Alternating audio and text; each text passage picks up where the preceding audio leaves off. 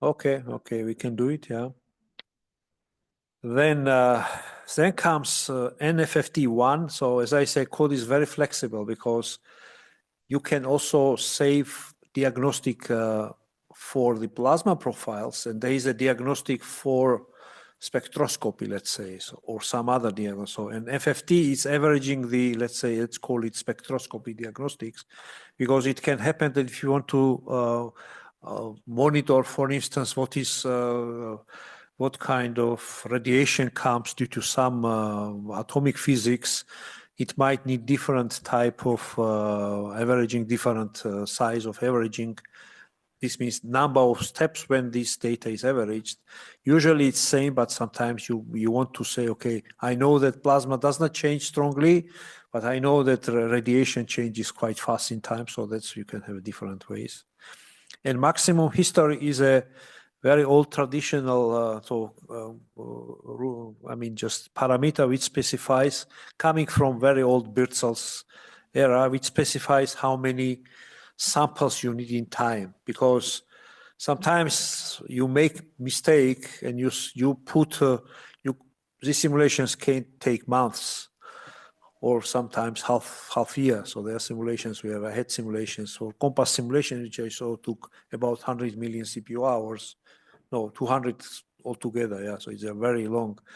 And if you are monitoring something, time-dependent parameters, of course, if you have some array, you made a mistake because very soon this array will be full and then you cannot save additional data. So what is maximum history tells you that if you put, whenever it reaches 32 samples in time, then it divides this sample number by 4. So if you have 32, then you have a 8. And then it will generate one sample after only 4 steps. And then when you reach next 32, it will divide once more on 4 and so on. So it means that you will never have more than 32. So it saves your mistake if you made a mistake, but you can put any number actually. You can put, the only thing that it should be power of 4, that it be divided by 4, just to have very fast routines. Yeah.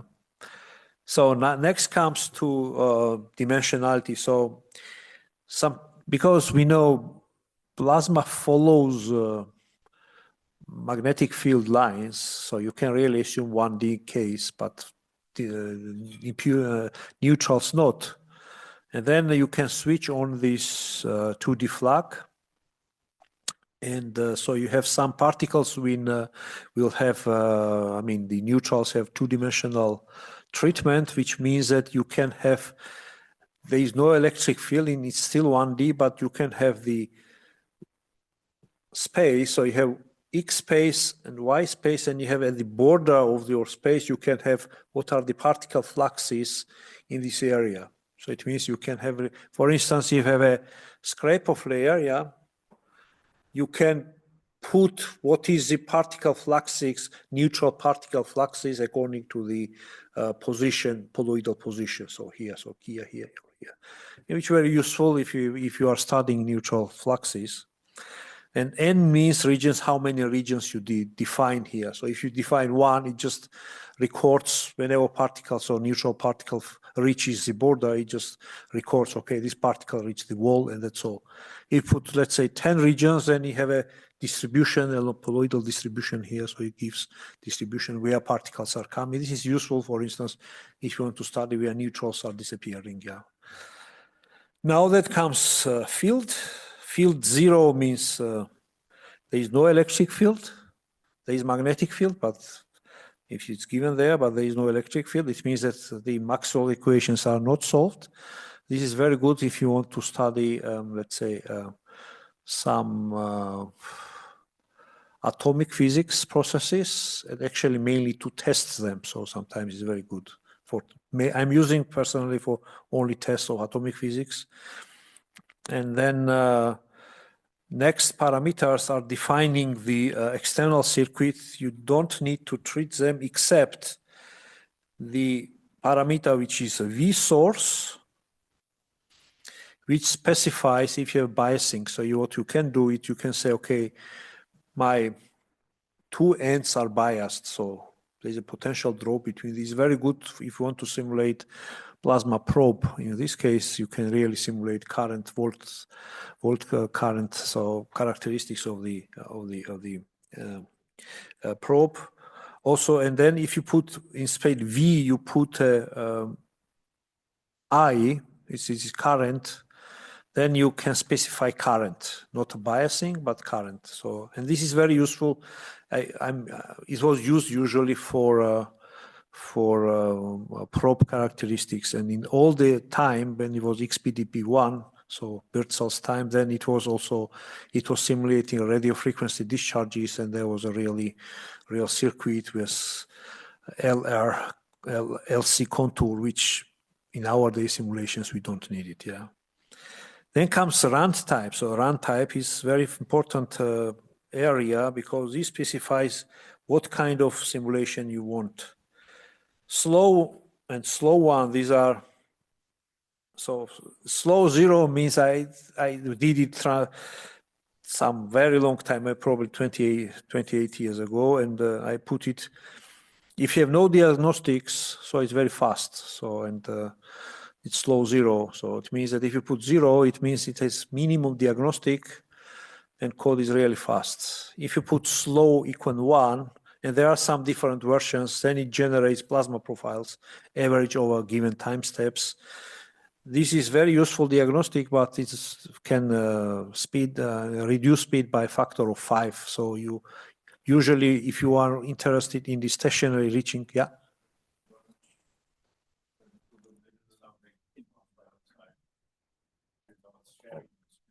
Oh. Okay, just one. Oh, I'm not sharing. Okay, sorry.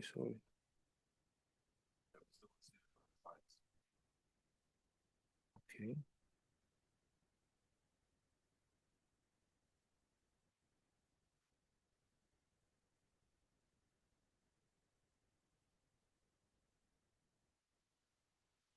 But I mean, I see it on this screen and I see on my screen. So do you see in your screen if you are looking Zoom? You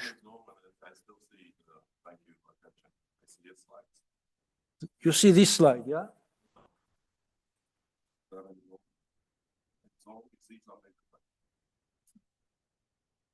Okay.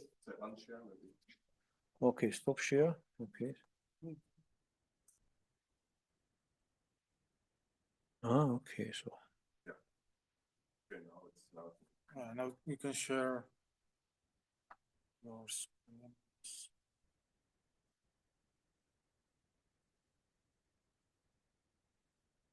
Okay. Yeah, there you go. Yeah, but here, then we don't see here.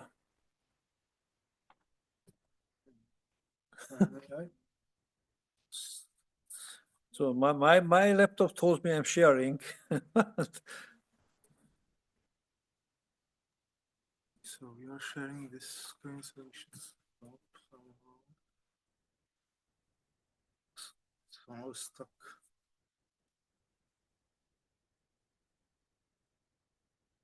Okay. Just try to share. Hello, can you hear me? Yes. So it seems that there were two accounts sharing the screen and there are two tabs on Zoom and we all have to switch tabs. So there is one screen sharing by UFP main and okay, now it's only David's screen, so. Okay, oh, sorry. Sorry, Okay, because. thank you. Okay, thank you, Abish. Yeah, because I have two screens and on both screens are these input files, so I thought everyone is getting it. So thank you for coming. Yeah. Thank you. So now we are here. So we have to consider this area. And now we are here in the run type. And the slow one, they are telling if you want to switch on diagnostic for particle, for the plasma profiles, and slow one is if you want to switch diagnostic for the spectroscopy. So it's also separate. You remember there was separate averaging time, and also the switching on is different. Then comes that file, and that file means after how many steps, time steps, you want to see output. Output generated by these two, let's say, averaging routines. So whenever, for instance, you want to have a plasma profiles, usually you should have, these should be same or larger than NFFT or NFFT1, because if you put your output before it's generated, it will give you output while it's the empty file. So, and but it still shows how often you want to get it. Usually, if I have a static simulation, I put it's not important because I still wait until the simulation is finished. Then comes very important two things. First is dump step. And dump means the saving the status of the system. And usually you do it every few hours. Why few hours? Because if you do too frequently, it takes time. But if you do very rare, then if something happens with machine, you lose that simulation. So usually I take, as I say, few hours. From my experience is optimal. And then comes last step. Last step is when you want to finish your simulations. In productive simulations, is kind of useless because you are running for few days. So you put very large number that you just wait until its simulation is finishing. That's it. So then comes type of the how you save the data, because BIT1 has different format of saving of data, and you specify. Usually, I put one, and it means that as tight as possible format, and also you have to tell the format to read it. If you put one, it's not should be exactly same. So it can read different formats, but we have to check exactly how it's given in manual. And then comes most flexible part, which is quite special here. Okay, I cannot. It's very strange. Okay, now it moves. Okay, then comes tricks. So the flexibility. So N removed, no load, density decrease. These are tricks which you use sometimes you want to speed up simulation. So N removed means number of removed species. Suppose I started simulation with 30 species. It's kinetic simulation, you rarely find more than 3, 4, but BIT1 can have really a lot. So for instance, I want to study real tokamak case when you have up to 10 ionized states of tungsten, and up to, let's say, 10 ionized states of, I don't know, neon, let's say 7 or 8, or carbon 7 states.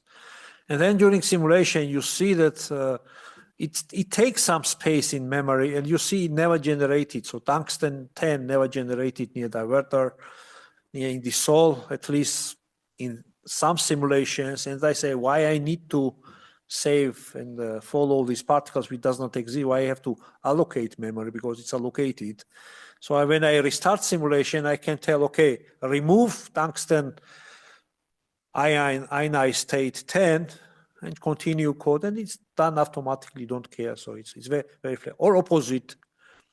Wow, I said, and unfortunately, for instance, when I showed simulation for the ASDEX, there was a kinetic simulations of ELMS, which I discussed. The first simulations included only 6 ionized state of neon, but I see that neon was ionized, and majority I got neon 6. In reality, it means that it has much higher states are important, simply because I did not use in my simulations neon 7 and so on. So it was wrong. So then I restarted simulation. You don't start from the beginning, because these are, as I say, 10 million CPU hours previous simulation. So what you are doing, you are starting simulation, now telling N removed to negative not to save just number of input parameters. If you put negative, it's not removing, it's adding species. And so I added ionized states of 7, 8, 9, and 10 of neon, and that was okay. I said increase accuracy of simulation. No load means sometimes you don't like something from this code, something went wrong so it's not you are killing, you are telling that don't follow, but suppose it's happening sometimes, you made too high seeding factor. So you inject in tokamak, you have to seed impurities, and it's in real experiment, you play how much impurity inject, because if you inject too small amount, it cools. The idea is to cool down plasma, so H plasma. So if you inject too small amount, it will not cool enough. But if you inject too much, that it will can penetrate upstream, and it's very bad. It can go to the core plasma, so it can cool down not only region you want divert the plasma, it can cool down also upstream, and which is bad. So it's same in the simulation. So sometimes I'm switching simulations. I say, oh, I injected too much, so I don't want to start new simulations. I don't want to kill these species. I say, okay, these species exist, but put 0 of them. So it means that spaces are allocated. You can put a new injection rate, but the ones which were old, so, and you know that there were too many, you just kill them. So you just delete them, although you save in the memory place to new injection, for instance. Yeah. And you can also do not only increase, also you can do partial decrease. You say, okay, I have some density, now reduce this density 3 times or 5 times, and it's also possible. And next species remove, and species not non-load. And so these are now, if you say, okay, don't load or remove 3 species, then you have to specify in this species remove this exactly this species, which species these are. So I mean, idea was to have a horizontal to keep, let's say, more compact size on input file, but then I realized that you have to add, so technically it was easier to put a column, then so you can put, sometimes I have to delete up to 7 species because they are useless, they just take memory and so on. Then also the same is for decreased species, densities and so on. And there is also redistribution. Also a very important trick. If you take majority of simulations of plasma edge, fusion plasma edge for next generation machines, you have deuterium plasma simulations. I mean, we know that, for instance, ITA, you will have high performance, you have deuterium, tritium. So that's fusion needs. Suppose first simulations or first experiments are all times done with deuterium, but then you don't want to start simulation, from scratch. So what you are telling now code, this fraction of deuterium should transfer to tritium. So it means that you can, if you have, let's say, simulation, we call it DD plasma. Now you can easily simulate DT plasma. You say, okay, half of this plasma is tritium now, but it's not so trivial. It's transferred in a way that it saves momentum. And either momentum or either energy, because you cannot conserve, because they are different mass particles. So I think it saves energy, not momentum, because your temperature is very important. Anyway, so when it's done, you have to wait a little bit, because these kind of tricks are really tricks. We don't like it, but usually system is very short time to readjust. So these are tricks which usually not done in PIC simulations, but this comes from, let's say, very long experience and are very, very useful, saving a lot of time. Then these are related parameters up to movie flag. Movie flag is a case when you want to save time-dependent histories. For instance, all the cases which Yernes showed, these were done by movie. We call movie because usually we generated movies, and that's why it comes. So movie flag means if it's 0, there is no time-dependent diagnostic, but if you switch on what is happening, it takes average over movie flag time steps. If you have 100 time step, it's average values. And then movie step, it's doing nothing because you don't take all the history, you just history this part, then this part, and this part. And usually, for instance, in this case, I put, it's too large number, I put usually equal to each other. So it means 1,000 time steps and then thousands, for instance, time step break between taking movie step. And it's very useful because you do this way also not only profiles, here you also do spectroscopy. So you can really generate radiation pattern in time and compare with experiment, which is very important to check our approach or models correct or not, or sometimes even explain or predict some results. Yeah. Oh, it's half an hour. I think we should have coffee break. And very briefly, so these are parameters you can read. Very difficult part is particle collisions. This is nightmare even for me, author.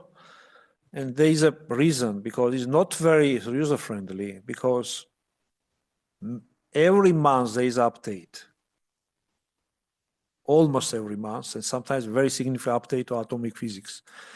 Because the PIC simulations, I will have presentations, have a special approach for Monte Carlo collisions.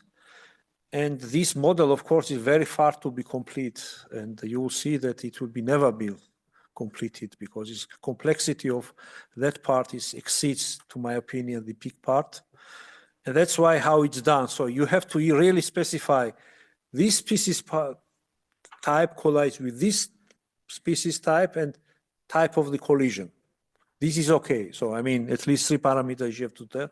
And sometimes you have to tell code, okay, difficulty comes when you have, for instance, dissociative ionization.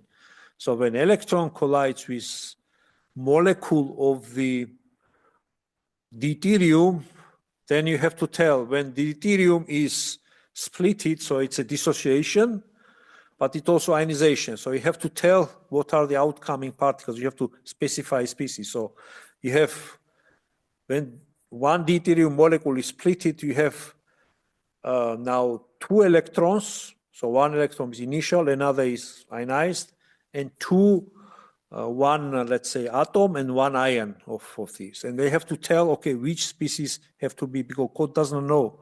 It will generate 4 particles of after collision particle, but you have to tell which particle is what. So that's unfortunately have no chance. Actually, there was a way I did this for those who know IMAS version. So it's for ETA. I did a version which automatically is doing, but it's a frozen version. So I mean, whenever you add new collision type, it's nightmare. You have to really go and hard code where it's going. So I stopped this development, and I think it's good because if you don't know how to do it, it means you are not ready to make such simulations, because you have to understand what's going on. It's very complex. But on the other hand, if you know it and if you look to the tables, all the type of collisions are described in the table. So it's very simple, 1-to-1. You read, it tells you what you have to pick up, and it's quite simple if you follow manual. But in general, it's not very user-friendly. And then coming to the end, these are description of particle species, which is quite simple. So I don't want to go here. So these are just first line. So this is charge in Coulomb. So electron will be -1.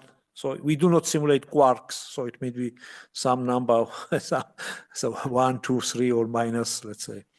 So then comes mass in kilograms, and then comes relative time. So it's a subcycling, which I don't suggest to use because these codes are very sensitive to accuracy. So it means that I was using subcycling of ions. Subcycling means because electrons are very fast, ion will make some important movement only when electron makes 60 such movements for deuterium, for instance. So what you do is you say, okay, you move deuterium in 60 time steps, while electrons every time step. It saves time, but on the other hand, if you look to the diagnostic, you have clear oscillation spectrum, very clear the spikes of the potential, because you do not do it properly, because you are subcycled. And I just killed this. I mean, I never use it, but someone, if you can use it, yeah. Then comes relative weight. It's a very important point. Code can use relative weights only if you are using no collisions, because the collisions of different weight particles, there are some tricks, but none of them is proper, at least to my knowledge, and we want to develop the proper one, but up to now it's not implemented here, and it means that if you use the relative weights, it means that what does the relative weight? For instance, density of plasma can be 10 to 20, and density of tungsten can be 10 to 17 or 10 to 16. So 6 orders of magnitude difference. So you can't avoid, either you have to put a lot of particles, so you put same relative weight, and you have to put, let's say, 1 million particles per cell, something like this, to simulate one tungsten particle. But that's what we actually do.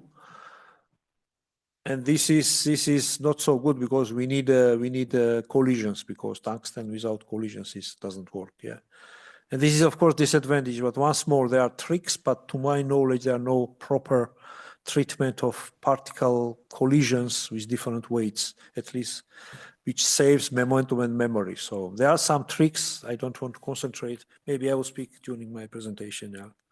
And that's why relative weight is here. And also comes relative size here. Heat is special heat source. You can read it in description, but important is relative size. And this relative size is memory. The only thing which we can help, but if we know that we have 1 million particles from plasma and 10 particles, for instance, for tungsten, we can say that relative weight in memory, relative size in memory, the relative size memory for tungsten is, let's say, 10 to 4 times less. So you can 0, 0. So it saves a lot of space. And these are main tricks which I wanted to say. So I will stop here. And then from the next, after the break, we can go with simulations. So if you have questions now and later, please, you are very welcome to ask. But system will be like this. Now after break, you start simulations.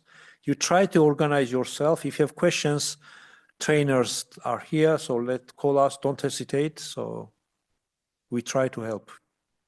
Thank you.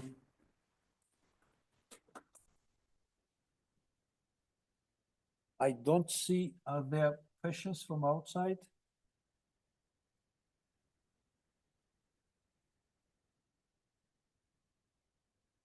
Seems not the case. Then we stop here and we go for coffee break.